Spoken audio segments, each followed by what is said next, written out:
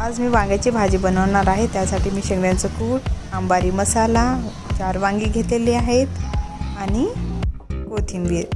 First मी कोथिंबीर cut करून घेते। त्यानंतर मी वांग्यावरचे पूर्ण ते हे असं ना काटे ते काढून घेते आणि ते मधून 4 पार्ट करते, जेणेकरून आपण त्याच्यामध्ये मसाला भरू शकतो। सेम पद्धतीने 4 पण वांगे मी कट करून घेतलेले आहेत।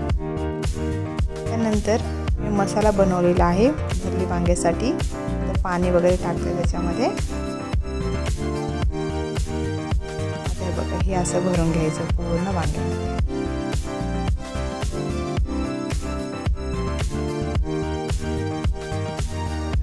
त्यानंतर मी कढई ठेवली, त्यामध्ये तेल टाकले। आपल्याला जेवढं पाहिजे तेवढी मोहरी वगैरे जिरे काय असेल ते टाकू शकता तुम्ही। त्यानंतर मी शेंगदाण्याचं पीठ टाकलं आणि ते लाल होईपर्यंत मी परतून घेतलं। त्यानंतर घरी बनवलेला काळा मसाला टाकलाय। त्यानंतर अंबारी मसाला थोडा जसं पाहिजे तुम्हाला तसं। हे झालं लाल। बघा याच्यामध्ये मी वांगे टाकून घेतले। आता ते छान परतवायचं। चवीनुसार मीठ टाकले मी आणि पाणी टाकून घेतलं। माझी भाजी रेडी। मस्त उकळून घेतलं का? आता शिजले का नाही ते चेक करायचं आपण। छान शिजून झालेले आहे।